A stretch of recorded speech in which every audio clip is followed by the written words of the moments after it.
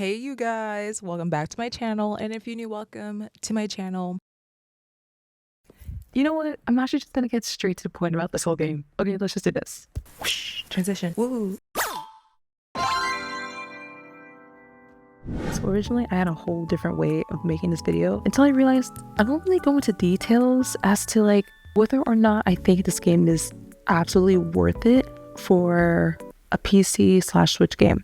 So first of all, this game is honestly fun. I could be showing you the whole gameplay, but it's also like, this is a new game. Yes, this game was on mobile originally, and then they essentially just put this mobile game to a different platform, more versatile. Basically, you have different ways of playing this game.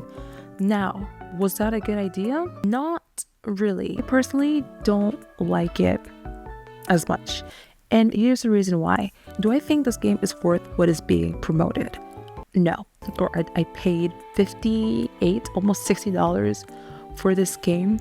For it to not have anything more than what it was on mobile feels like it was a little bit a waste of money, because a lot of us were expecting them to serve and give us a lot more, because they were now expanding the accessibility of this game. And for it to go on PC and Switch, you're like, okay, this is going to be great, this is going to be exciting, we're going to have so much more than what we had on mobile.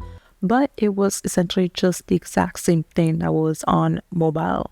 Like, yeah, we see the trailers, yeah, we see the promos, but there's also the hidden facts of like, maybe this is just on a surface level. Maybe there's so much more to discover within the game when you're playing on PC and Switch for a different experience.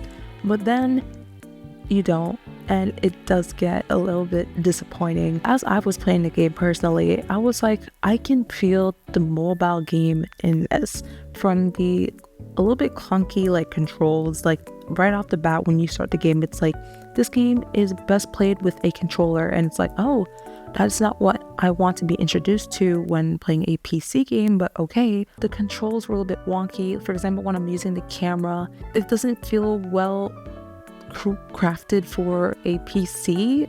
It still feels very clunky on that aspect. There's still a few glitches. I experienced some glitches of like the NPCs, either like, for example, I had Chococat following me, but then he wasn't following me, but then they were still following me, but then they were getting stuck. So then I had to like go to a store so they can respawn and then re-follow me to the place I need them to follow me. And that was honestly, that was actually really stressful. As well as like the icons, the UI, the design of the game itself on the screen.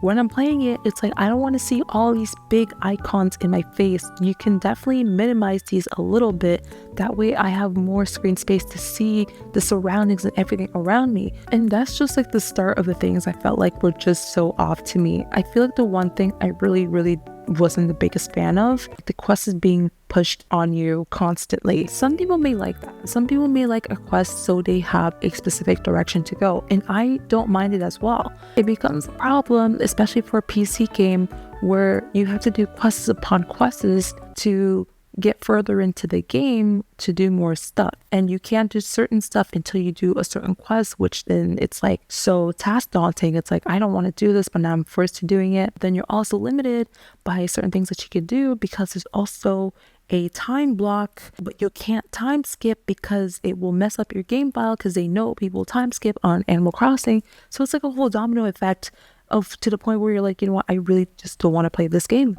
The DLC, this may be a glitch, I will say, just assuming this is not a fact, but as of this moment, Sunday, February 2nd, it's like 1 a.m., which is why I'm like whispering. If you want to get the DLC, the deluxe version, you can't purchase the base and then decide, oh, you know what, I want to download the DLC, the deluxe, and add it to your base game. That's not going to work. You either have to purchase the deluxe right off the bat, or you purchase the base game right off the bat. And I think that's really important to know, because it's either you spend the $80-ish on the deluxe, or you spend $60 on the base. The deluxe does come with like additional items.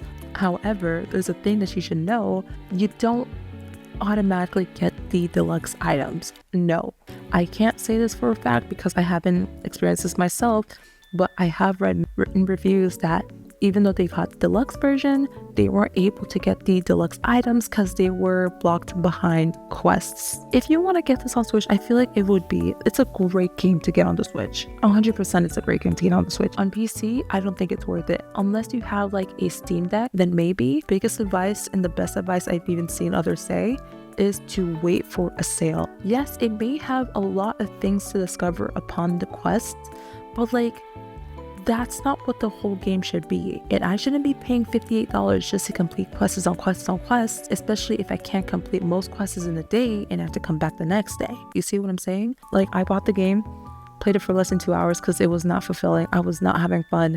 Got a refund instantly from Steam, which is great, by the way. A lot of the reviews are actually very positive, but not for the reason you would think. A lot of people are actually crediting Butters from South Park, and I didn't know this was a thing because my sister explained it to me less than 24 hours ago. Butters made the reference of this game before it was even a game. If you were to check all the reviews, they don't actually talk about the game. More than half of the reviews reference Butters and how Butters put them on this game. So if it wasn't for the fact that it was a Hello Kitty game, and if it wasn't for the fact that Butters from South Park mentioned it, personally, I don't think this game would have had so much positive reviews, especially for the price. And a lot of the negative reviews really highlight the things that you should look out for before buying this game. Best price to pay for this. This is definitely like a $17 to $25 game. Like flat. This is my personal opinion. At the end of the day, maybe it can help you make a decision on whether you should get this game or not, because I know it's all the rage right now. Like, all the girly pops are buying it, all the girly pops are talking about it, and you're just like, should I get it? Wait for a sale. And yes, I understand with mobile versions there does come like the whole like purchasing, because on Apple it has like it's under the arcade thing, which you have to pay for monthly. All of that money put together to pay it off makes sense, but also this game just costs too much in general. At least Animal Crossing Pocket Camp was free, and this is basically a copy of that low-key. I'm not saying it's the exact same formula, but it's a similar enough formula where it's like, we shouldn't be paying this much for a game like this. If I were to compare it to games that I get from this certain price, I would be expecting a lot more, especially something on a PC. I'm done rambling. Hopefully this helps you make a decision. Hopefully this was enough information for you. Hopefully I was honest enough to really lay it out for you, and hopefully this helps you out anyway, so you don't feel bad about not getting this game, and that you don't fall into peer pressure, because we don't like that. I'm gonna go ahead, get ready for bed, and I'll talk to you guys in the next video. Okay, bye guys. All my fellas.